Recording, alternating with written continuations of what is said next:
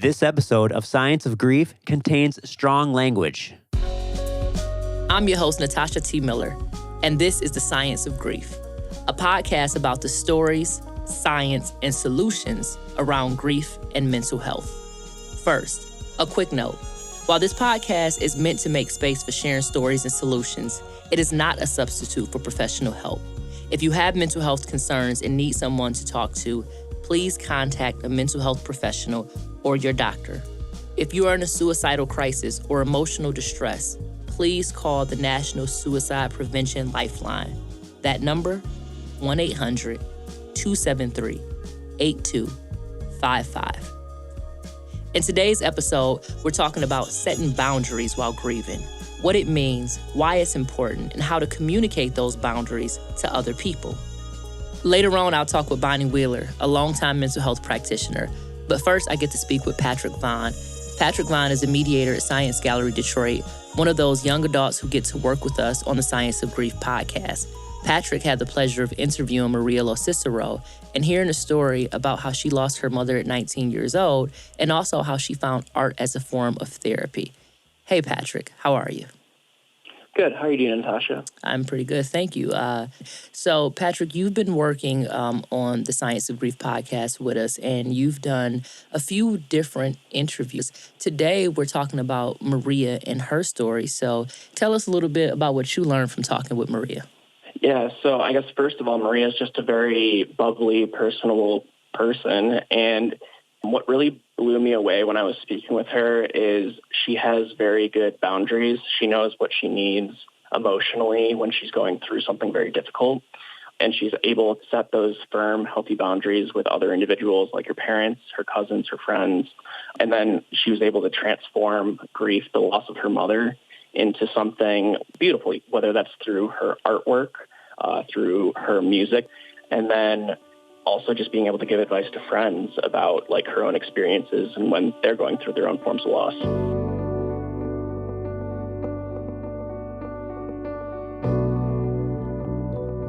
A couple years ago now, it was actually the 2-year anniversary last month. My mother had a sudden heart attack. She was playing darts with a friend at home, and so I was in my dorm room just chilling. I was actually watching an episode of Last Week Tonight with John Oliver and folding my laundry. And I got a call from my mom's partner, Julie, saying something just happened. Your mom collapsed. You need to get to the hospital. Like, call your sister and get to the hospital. And so I called my sister and I picked her up and we went to the hospital, and we were the first two there, kind of like on the scene. She was with a friend who had like performed CPR and called an ambulance, but he wasn't there. And so she went into surgery to deal with the heart attack.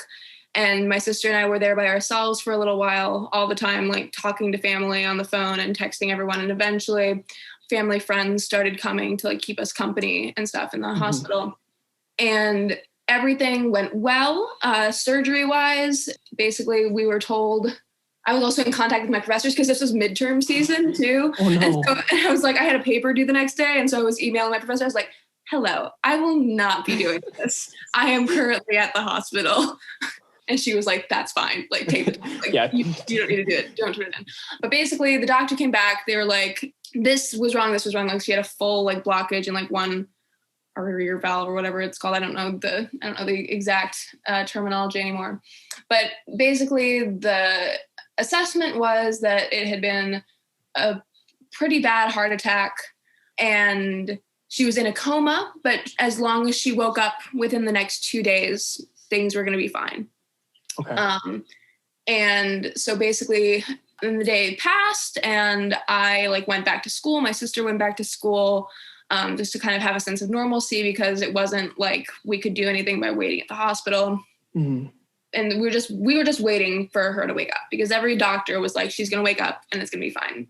And she, there might be some damage that has to be worked out with therapy, but like, should be fine. Everything looks good. And then I was in a class and I got a call from my aunt basically just saying like, can you come? And I was like, oh shit. And Oh, can I swear? Is it okay if I swear? Yeah. Okay. I like had a pit in my stomach, and I was like, oh no, because like you can't, like, she wasn't gonna tell me on the phone, but also like like you knew from a phone call when just like instant like dread. You're like, oh no, what happened? And so then I got there, and I went to the room, and my aunt and Julie were there in the room with the doctor. And basically what had happened is they did a CT scan and just showed that her brain had, even though we thought that it was fine because she had gotten CPR like right away, her brain had just been deprived of oxygen for too long. And so she was basically brain dead for all intents and purposes. And keeping her on life support wasn't going to do anything because she was never going to wake up. And so I screamed and I ran away. But I think the worst part was then my sister got the same call from my aunt, and she arrived probably about 10 minutes after me. And so I was in like the waiting room with my aunt and Julia, like comforting me. And then she walked into the waiting room and like looked at me and said like, what's going on? And then Julie told her, and I had to watch her, my little sister, have the exact same reaction that I just did of screaming and falling over. And then sort of began the next 4 days or so, like, this, like, she had her heart attack on a Monday. We were actually supposed to go to the bank on like Tuesday, but I had texted her and I was like, are we still on for the bank? And she's like, no, I feel a little sick. Let's schedule for Wednesday. And I was like, okay, like, does this time work? And then she never wrote back. And, but then, so that was Monday, and then Tuesday and Wednesday we were waiting for her to wake up from the coma, and then Thursday is when she actually passed. And so we were lucky enough that we had the option to keep her on life support long enough for family and friends to come in from out of town, from Chicago and like Lansing, to come and see her and say goodbye and you know, have as many people as possible get their closure. But then on Thursday, the 21st, she passed away, and like it sucked, like shitty. I mean, like that's putting it lightly, I guess. And yeah, I don't know. It's on the one hand, obviously so sad, so traumatic. She was very young. She was 52. And also, let me take a moment to make an aside that women's heart attacks in women look very different from heart attacks in men. And that is a very important thing that I feel like people should know about, that like for women, it's often like feeling sick or like feeling nauseous or stuff. We don't get the chest pain and the arm numbness and the smell of toast or something. Maybe that's strokes. But so it just kind of like came out of nowhere. And so in a lot of ways, very sudden, very unexpected, very, very jarring and very, and just terrible, obviously. But on the other hand, something that I'm grateful for is that we were able to have as many people as we did, like, get their closure. Yeah. And so in some ways, that's, you know, a silver lining. But overall, just a really shitty time. So moving then, I guess, a little bit into the future. So then your mother had passed, and then you're in the state where maybe you don't have to like compartmentalize your emotions because like the chaos has sort of died down. What was that like for you? Like when you finally had a chance to like slow down and like fully process it all? It was actually interesting because so basically she passed and we had to get a funeral together very quickly. So she passed on a Thursday and we had to do it by Tuesday. And I have to say the funeral was very beautiful. She was a high school Spanish teacher, and we had like, we filled the church that we were in. Like there were like 500 people there, which was crazy. Like pre-COVID, but like, oh my God. Yeah, pre-COVID, when you can shake hands and be in the same room. I know, and that was really overwhelming in a way too, because it felt like almost like a wedding, like in the sense that like everybody wanted to talk to us, like we were very much so the celebrities of the funeral, but also it was very overwhelming to like constantly, like people that I hadn't seen in like 10 years were like coming up to me and like talking to me, and I was like, oh. That was overwhelming, but it was also beautiful. And it was nice to have a lot of family. We had a lot of family and friends come and stay with us. So basically, my parents got divorced when I was little. This is also going to be like a lot of information. So like, okay, I'm ready. Buckled in. So my parents divorced when I was little, like 6 or 7. And that was because my mom realized that she was gay. And when that happened, like she was a high school Spanish teacher. And when that happened, there was a girl in her class who like needed additional help in Spanish. And my mom was always like, you know, come see me after class and we can like go over these things because you're not getting these concepts and I just want to help you succeed. And this girl was always like, no, I can't. And eventually my mom was like, what's going on? And basically the reason was that this girl's parents didn't want her being alone in a room with my mother because she was a lesbian. And to make matters worse, the school that my mom was working for kind of backed the parents on that. And it was like, sorry, what? Like so terrible. And so my mom was like really just kind of like slapped in the face by her employer. But ever since that year, my mom then every Halloween dressed up as a famous gay person from history as a vampire. And so she did Oscar Wilde as a vampire. She did Liberace as a vampire. She did Noel Coward as a vampire. She did Rachel Maddow, George Takei as Sulu from Star Trek. She did J. Edgar Hoover. So I feel like that, I don't know if resilience is the right word, but to take something that like is just so hurtful and to instead like use it as a springboard for this pride and this fun tradition. And like she would teach her students, like she would put up facts about like Noel Coward or Oscar Wilde around her classroom and stuff. And so when I think about just the kind of person that my mom was, who was able to forgive easily and love openly and fully, I'm reminded of that story and just that sense of her personality and the nerdiness of that too. And that makes me really happy. So yeah, I feel like that is, I kind of went off on a tangent there, but But so that was overwhelming, but it was also beautiful. And but actually the reason this feels like so weird to say, the reason that we had to get it done so quickly is that my boyfriend at the time was studying abroad in New Zealand, and I had plans to go visit him before this all happened. And so it had to be done by like Tuesday. So it was the 21st, and then the 21st, and then what was it? 22nd is Friday, 23rd, 24th, 25th, 26th is when we had the funeral. And then on like February 28th, I was getting on a plane to fly to New Zealand. Oh my God. Because it was also a stressful thing because I was like, should I cancel my trip? Like what do I do? Yeah. And basically the conclusion that my aunt like led me to basically is like, you can't do anything.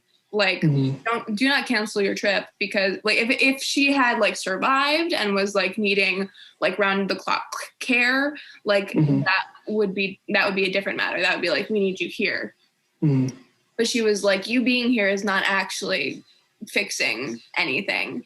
Like, go have a week in New Zealand with your boyfriend. Yeah. For your own mental health. And then come back and we can still deal with the aftermath. And so I did that, and it was good to be very far removed from like the situation. Nice to be staying with him. I did a lot of stuff with him. Like I don't know if you know RuPaul's Drag Race at all, but one of the contestants on RuPaul's Drag Race, Bianca Del Rio, was performing in New Zealand, in Christchurch, New Zealand, where I was. And my mom had bought me tickets to go see the show. And so I did that. And I also, my mom loves skydiving. And so I went skydiving in New Zealand, kind of like in her honor. But it was a weird conversation when the skydiving instructors were like, so why are you doing this? And I was like, well, my mom died last week. And they were like, oh shit, really cool. Yeah. But it was good to get away and experience that and to be with my boyfriend at the time and to take a moment. But it was also just full of crying. Like, it was just like, we went on a long hike, and then I cried. Like, at night I cried, and like, he was a trooper. He put up with it, and like, it was very comforting. But it was even with all the distractions of being halfway around the world in a brand new place, it was still very tough. And then I came back home. Luckily, my employers at the time were really great about everything, and they allowed me to take time off, and family and friends were still staying with us, and everybody was making us food, and I felt very cared for by our communities, like generally, like our neighborhood is really tight. And also like the school that my mom taught at, that like both me and my sister attended, very tight, my family very tight. So that was comforting. And then on the other hand, kind of exhausting, because I love that they were there for us, and I felt very, very supportive. But also there were times when other people's needs and like your needs or my needs were kind of at exact opposite ends of the spectrum. So it's like my cousins would like call me and say like, how are you doing? Like, do you want to talk about this? And I was like, I absolutely do not want to talk about this. I want to put this in a box and shove it in the back of my head. And I do not want to even think. I want to have no thoughts pass my brain. Like, nothing today. And they were like, oh, okay. I mean, I really want to like share stories and like remembrances. And I'm like, I do not want to do that right now.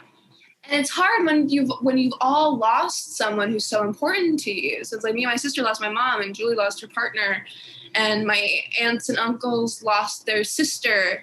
My cousins lost their aunt. My really good family friends lost like one of their best friends. And so everyone was dealing with it, and everyone was trying to be there for each other. And for the most part, it was wonderful and helpful. But there were occasions when we just needed completely different things. And it was an interesting situation to kind of navigate. Sorry, go on. Sorry, I was just going to ask, like, how did you navigate that? Like, how in those moments, like, how do you balance these different needs? Well, for the most part, my family was very understanding, and that sometimes I just didn't want to talk about it, didn't want to think about it, and so they would kind of like take that as a cue to kind of. I feel like there's privilege in losing your mom instead of losing your aunt in a weird way, in that way. Like, my feelings were kind of like the ones that were in the center of the conversation more than theirs, which feels weird to say. For a lot of it, they would be like, I really want to share stories. Do you want to do that? And I would say no. And they would respect that and be like, okay, like, let me know when you want to talk about this, that, the other. But there were some times when I sucked it up, taking concessions and putting other people first and like doing what needed to be done so that they felt supported. And it was a definitely a balancing act between managing other people's feelings and managing your own, basically. That makes perfect sense. And like, it sounds like your family has very healthy boundaries and they're very good at respecting each other's needs. So that's just absolutely amazing. It was definitely helpful.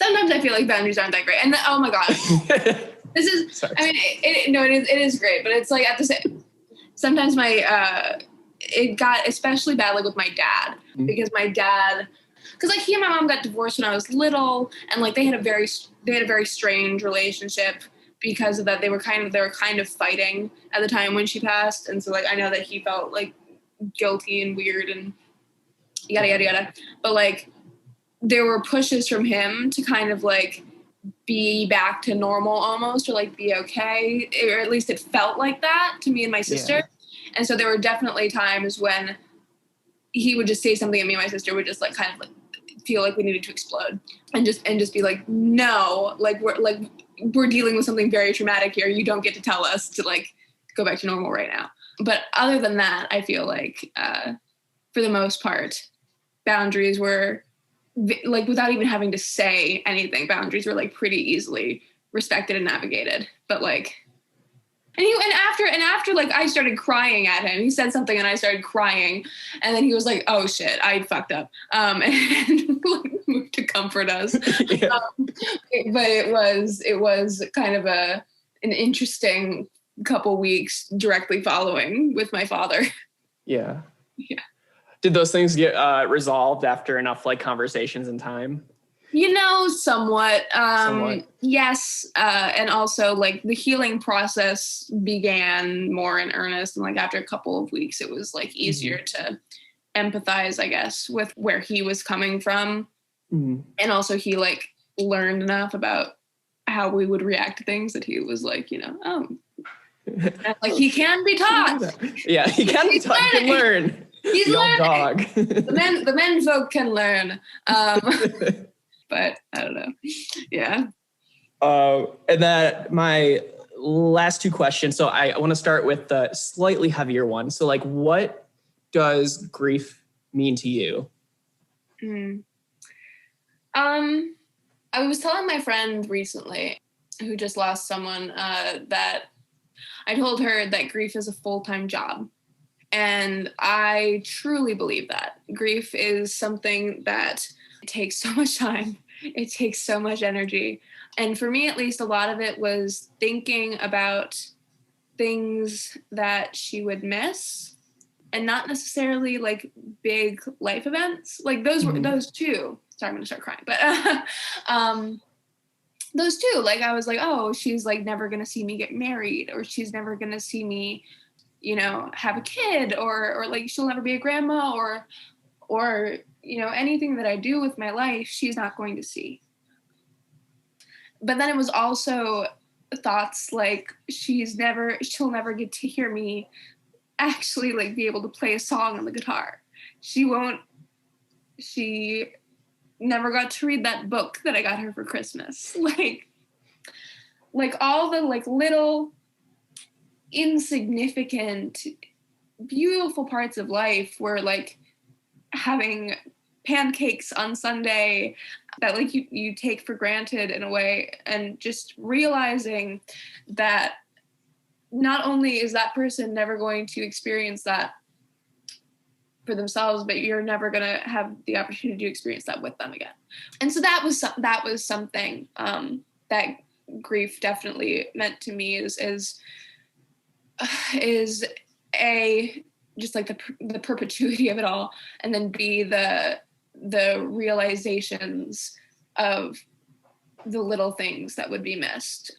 I read when I was dealing with all of this, like when it was very fresh and new, this little analogy called like the box and the button that I thought was very apt, which is, hi Dee Dee, my cat has come and she might jump up. But anyway, the box and the button, but basically there's this box and there's this button and there's a ball in the box. And when you first lose someone, the ball is so big and the box is so small that the ball cannot go anywhere without pressing the button. And the button is just like pain, pain, pain, pain, pain, pain, pain. And then as time goes on, the box starts getting bigger, or the ball starts getting smaller, and it begins to bounce around the box. And so it still hits the button, and it's not any less painful, but it's just less frequent. And that's how it is going to be for the rest of your life, basically, is you're always going to have this box, and there's always going to be this ball and this button. And over time, the ball will keep getting smaller, and the number of times that it hits the button and you experience the pain will be less and less frequent. But when it does, it's never going to hurt any less.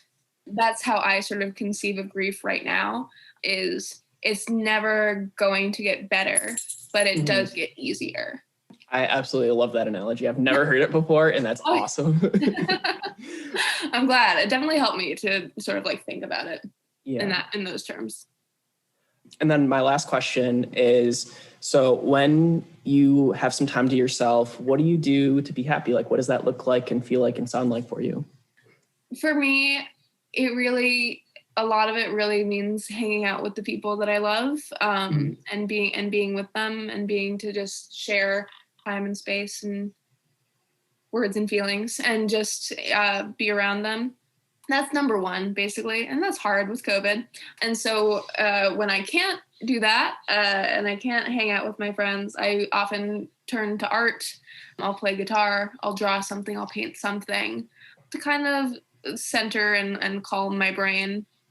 And then also I would like to give a shout out to just real good old fashioned shitty TV. That's like not high up on the list, but like sometimes like you just need to watch an episode of Schitt's Creek and it feels like a little bit. That is not shitty TV. No, not. I love me some David and Patrick. Exactly. Like not shitty TV, but just like when friends aren't there and when you're too tired to do the art, sometimes, watching other people live lives, fictional characters live lives, it can be fun. This guitar, it means a lot to me. It was given to me by my mother the month before she passed, and it was something that I didn't grow up playing an instrument, which was like one of her biggest regrets for me, is that she never like had me or my sister like learn to play an instrument because it was too difficult to like schedule. But then I like watched the episode of The Office where Dwight and Andy are playing Country Roads and like for Aaron. I don't know if you know it. Yeah. But I was like, I really want to learn how to play guitar now. And so I like talked to her about it, and she was like, I'm going to get you a guitar and I'm going to pay for lessons. And this was it. And we went and we bought it, and it was a really wonderful, special day. And it sucks that like she was never able to actually hear me, because now I've gotten like pretty okay at it, and I'm learning different styles. I'm currently in a Spanish style classical guitar class. But it's something that I enjoy doing, that I can just kind of like zone out and play now. It's a new skill that I've developed, and it's also a good way for me to step away from kind of like perfectionistic tendencies that I have. Sometimes I'm very much so a perfectionist, and with playing any instrument, you have to be okay with messing up for a while before you get good. And so I think that that's been a really helpful thing for me to practice daily, and to like learn that like you can still like share what you're doing with people, even if it's not perfect yet. And so that's my thing with it. It's a helpful reminder and a good connection to my mom, and a fun thing to do. I love that. And I don't mean to put you on the spot, but since you brought out a guitar, like, would you be willing to play us a little something? I don't know if it's gonna translate well to the Zoom, but since I mentioned the John Denver thing, I can just do strumming from that. Okay. I hope it's tuned. Sorry, 1 second. This is awkward. No, you're fine. Give me a second. It's me. I'm putting you on the spot. This is not what I'm meant to play. There we go. Now I'm starting.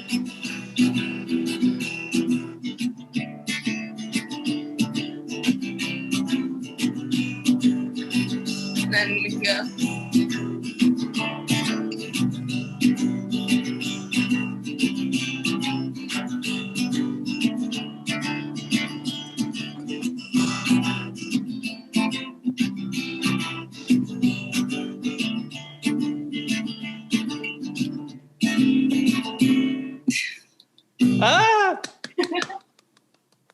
Oh my God, that was so good. I love that.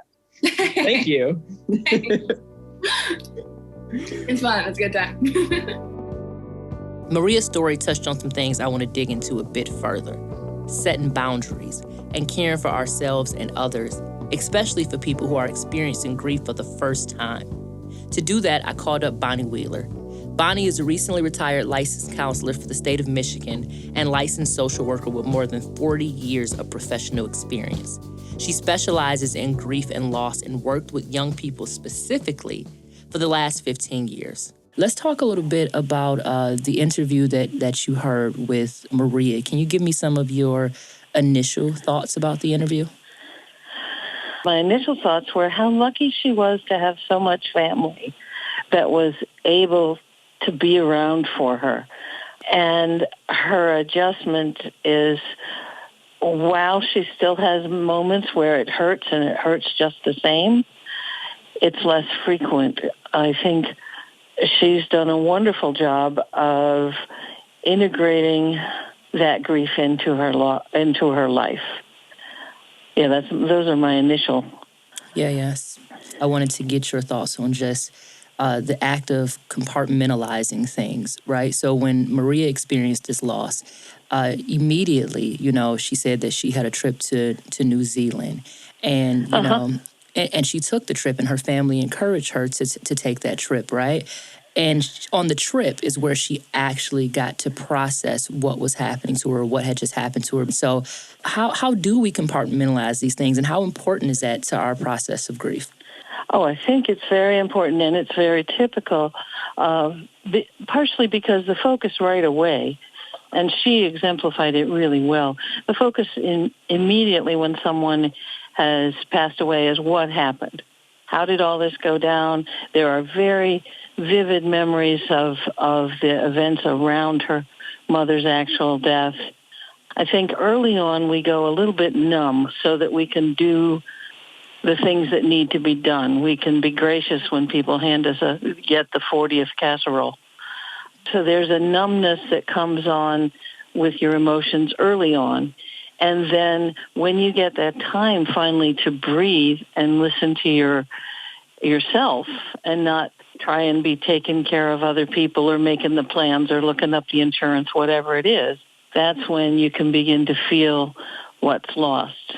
Speaking of family and the conversations that Maria was having with everybody, one thing that stuck out to me was boundaries. So could you break down how Maria was setting healthy boundaries in this episode? Oh, I just loved that part of that she was able to do that, because people do want, there's a mix of what they want. And she articulated it actually very well when she's talking about how everybody lost someone, but she lost her mother. And other than the person who, well, even including the person who lost their partner. So her setting that boundary that, no, I'm not going to take care of you. I'm taking care of me, and you can help me take care of me by not making me go there right now. And I thought it was a great strength of hers that she said, so I'll let you know when I'm ready. For the people, or the young people who are listening to this and who are very, new to grief or the act of setting boundaries, do you have any advice on how people can effectively set boundaries for themselves? I think number one would be to pay attention to your own emotions when somebody is pushing that, and even reminding oneself that it's really okay to set a boundary when it's about your own self-care, especially around grief. What I say more frequently than anything else to people is be really gentle with yourself, because you may feel like you've got this, but you're fragile.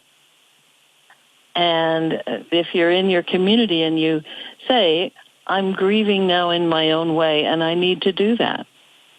But thank you for the offer. We can be gracious in our grief, and I'll let you know, like Maria did, saying, I'll let you know when, and then do that. The other place you set boundaries is where people tell you how you should be feeling, because in grief, you get to feel how you feel. Before we let you go, and this has been amazing, I would just love it if you had any closing thoughts or any advice you would like to give to those young listeners who we have joining us at the Science of Grief. Oh, wow. Actually, one of the things that really struck me and I appreciated so much about the two interviews that I listened to with Joshua and Maria is both of them used their creative outlets to help them cope, to help them express themselves. And talking about your feelings and emotions is really a powerful thing. But we do not feel feelings just verbally. We feel them, sensually, lots of different ways. So using the creative outlets and talking to people who know you and support you, but also know grief themselves because they'll get it in a different way. So those are the things I think. And of course, just being gentle with yourself. It's hard and it's deep, and it's an additional challenge when you're young and you don't know who else knows what this feels like. It feels at first like you're going to feel that way forever because those waves of grief are very close together. But as you move out from it, the waves get further and further apart, and you realize you're going to feel that way every now and then. And to be gentle with yourself when you do. Thank you for that. I think that you have, articulated perfectly a lot of the purpose of the Science of Grief podcast. And one of those purposes is to create community and to give young adults, some insight into the world of grief that other people are inside of and experiencing as well. So thank you for that, Bonnie Wheeler. It has been a pleasure speaking with you, and we look forward to speaking with you more in the future. I hope so. I've enjoyed it very much, and look forward to speaking with you, and thank you for having me. As you heard from Maria LoCicero, and in the last episode with Aaron Birch, art and music are really helpful forms of therapy. So we're going to end our episode with a performance for you to listen to and reflect on. This one is from Rodney Whitaker, a jazz musician, double bass player, and educator. It's called Robert's Lament.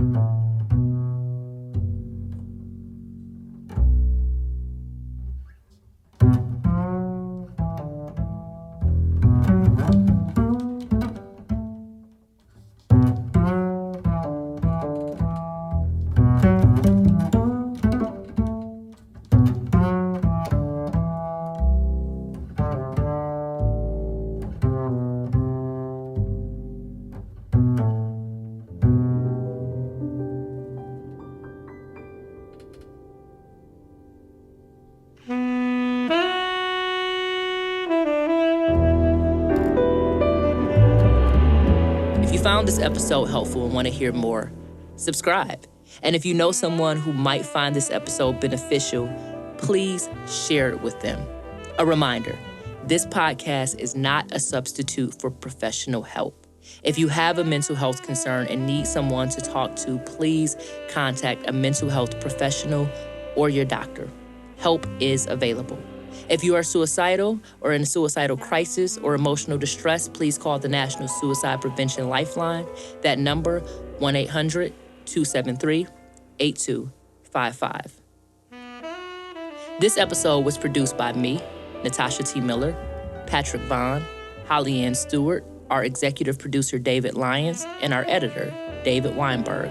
Original music by Jordan Davis. The end music was written and performed by Rodney Whitaker, with sound design and additional music by Sam Bobian. With additional production support from Shameen Sultana, Kaylin Higgins, Aaron Appleby, Maida Stange, and Antoine Scott. The Science of Grief podcast is a collaboration between Science Gallery Detroit and WDET, Detroit's NPR station, and is supported by the Children's Foundation of Michigan, MSU FCU, and Science Sandbox.